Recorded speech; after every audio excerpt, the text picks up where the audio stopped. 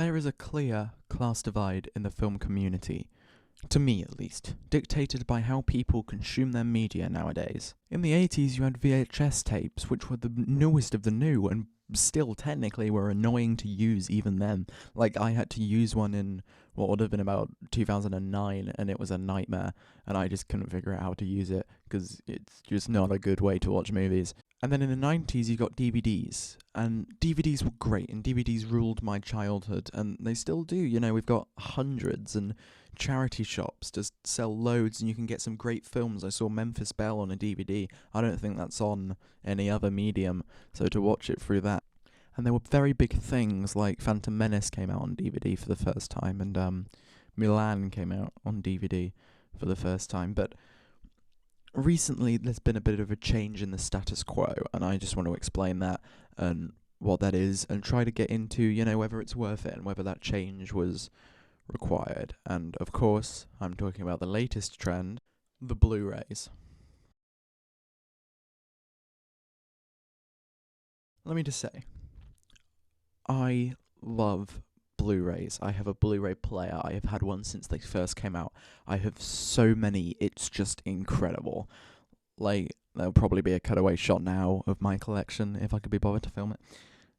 And I've just got so many, and to me, the sound and the picture is just so much better than you can get on a DVD or a VHS, or even on streaming, which is taking over from a lot of that. I think the Blu-rays will be obsolete within, I don't know, maybe 2025. No, probably a bit later than that, but I still think it's not going to be long until they shift away and people shift towards streaming, because now you can stream in Ultra HD and 4K. So if you're looking to not get a bunch of film jargon, this isn't the video for you. You should click off. I'm probably going to be talking about resolution and yeah, so I would like for you to just do a little quick experiment for me. Go to the bottom of the screen here, you know, along the bar at the bottom, and click the settings icon. Go on, click it. And when you bring it up, go to the picture quality. You should have some options there. I'm not sure which ones you'll have, but it should go from 480p to 1080p. And 720 is the one that's directly down the middle. So whichever one you're watching on, I'd like you to switch to 480p. Now that you've done that, that is the quality of a DVD from the 90s. That's what you see, because all that relates to, I think it's just the amount of pixels. I've never been entirely sure, but it's 1080p. I think it's just, you know, the amount of pixels that are filmed and the amount of pixels when blown up. So obviously bad video when blown up looks worse, whereas good video blown up looks better because there's more stuff, and then you've got the 60 frames per second and all of that. I should hope that a DVD is in 60 frames per second. That's just an average for, you know, streaming across the board, and you don't actually notice it, but when it's on YouTube it looks really fluid. Like, I think this is in 60 frames per second, this video here. I'm not entirely sure, but now, yeah. Now, switch back to 1080p.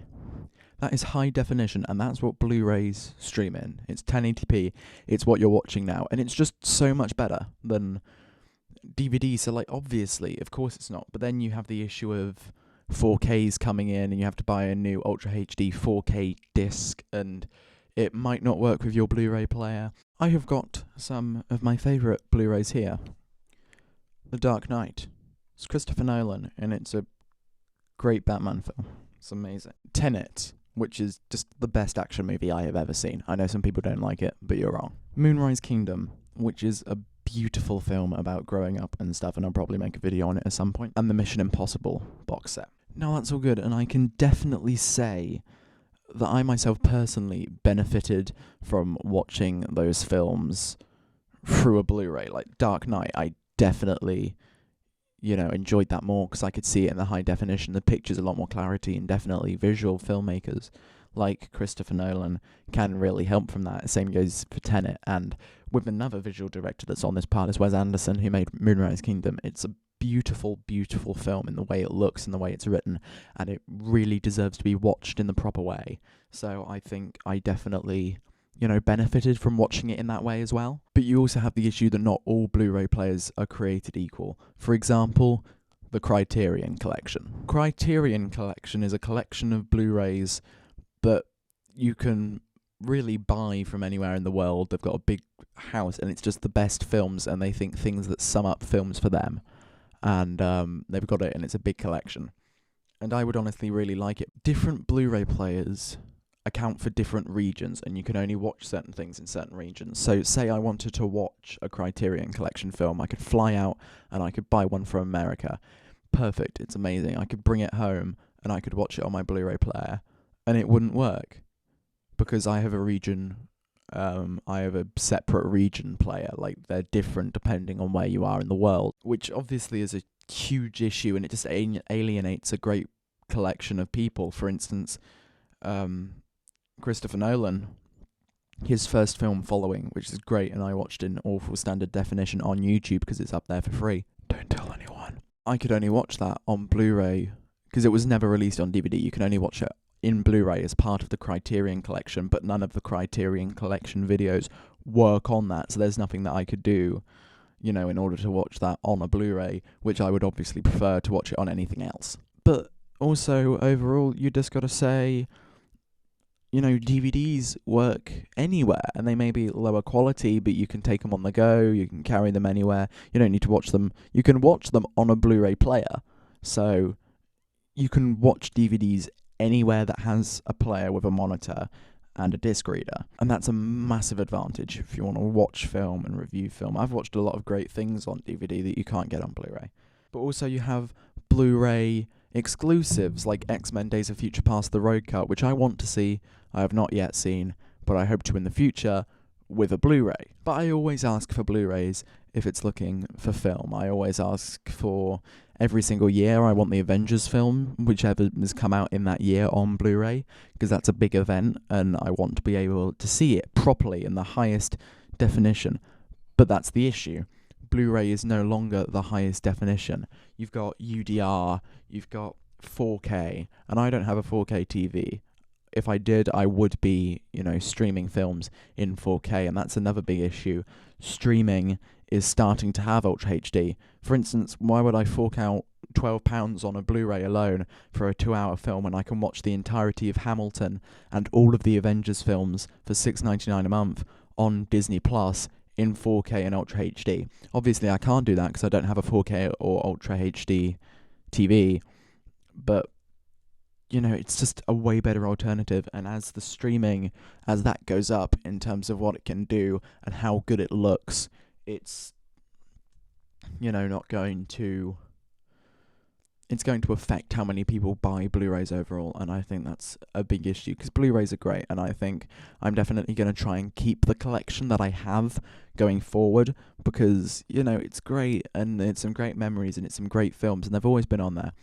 And they always will be on there, and I think there's something comforting, and that's why, even though I have Disney Plus, I have all of the Marvel movies on Blu-ray, despite the fact they're all on Disney Plus, because, if Disney Plus dies one day, or we don't renew a subscription for another year, they vanish, they're gone, because you never own anything that you buy online. All of those films that you can rent on Amazon Prime, don't own them. You can pay £12 for a month, and then you get the film for one day, and then it goes off their market. You can lose it. They're actually in court over this.